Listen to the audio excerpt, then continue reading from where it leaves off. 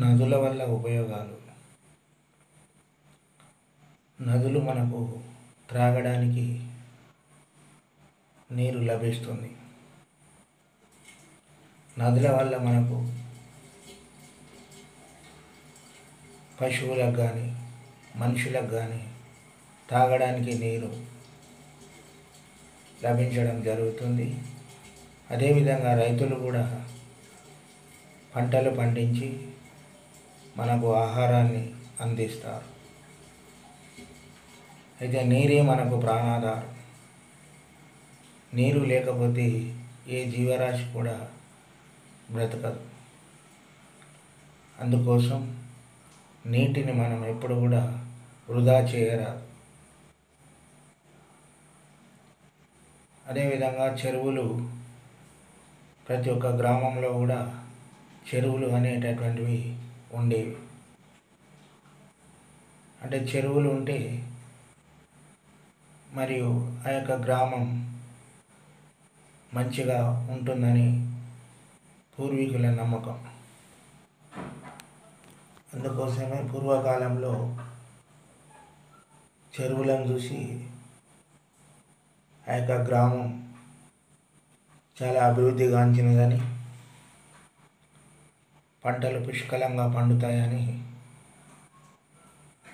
ఆనాడు ప్రజలు నమ్మేటటువంటి వాళ్ళు. అంటే చక్రవర్తులు కానీ రాజులు కానివ్వండి, రాజ్యంలో ఎక్కువగా ఈ యొక్క చెరువులను త్రవ్వించడం జరిగేటటువంటిది. అంటే చెరువులు ఉన్నటువంటి గ్రామం కానీ రాజ్యం కానీ ఎంతో అభివృద్ధి చెందుతుందని, అభివృద్ధి చెందినటువంటి రాజ్యం అని ఆనాటి కాలంలో భావించేటటువంటి వాళ్ళు. అందుకోసం చెరువులను మనం పూడికలు తీయాలి. అదేవిధంగా రైతులకు పంటలు బాగా పండాలన్నా, రైతులు మంచిగా బ్రతకాలన్నా నీరు చాలా అవసరం. ఆ నీరు ఉంటేనే రైతులు కష్టపడి పంటలు పండించి మనకు ఆహారాన్ని అందించడం జరుగుతుంది. అందుకోసం నీటిని పొదుపు చేయాలి. నీటిని వ్యర్థంగా చేయొద్దు. అదేవిధంగా గోదావరి, కృష్ణ ఇలాంటి నదులు జీవనదులు. అంటే ఎప్పుడు కూడా ఎండిపోయినటువంటివి. అందుకోసం ఇలాంటి నదుల నుంచే మన యొక్క గ్రామాలకు కూడా నీటి వసతిని కల్పించడం జరుగుతుంది. ఆయా గ్రామాల్లో దగ్గరలో ఉండేటటువంటి గ్రామాలే కాకుండా ఈ యొక్క నీటి సదుపాయాలు మన యొక్క గ్రామాల్లో కూడా ప్రాజెక్టులు, డ్యాములు కట్టి పంపించడం జరుగుతుంది. ఆ నీటి వల్లనే ఈనాడు మనం బ్రతకగలుగుతున్నాం. అంటే మన గ్రామాల్లో కూడా నీరు లేకపోతే మనం జీవించలేం. నీరు అనేటటువంటిది పుష్కలంగా ఉండాలి. అంటే ఇవి ఎట్లకెళ్ళి వస్తాయంటే నదుల నుంచే మనకు నీరు రావడం జరుగుతుంది. ప్రతి గ్రామంలో కూడా చెరువులను తవ్వించాలి. చెరువులను తవ్వించినట్లయితే రైతులు ఎక్కడ వలసలు పోకుండా మన యొక్క గ్రామంలోనే హాయిగా బ్రతకగలుగుతారు. నీరు లేకపోతే వ్యవసాయం ఉండదు. వ్యవసాయం లేకపోతే కూలి పనులు ఉండవు.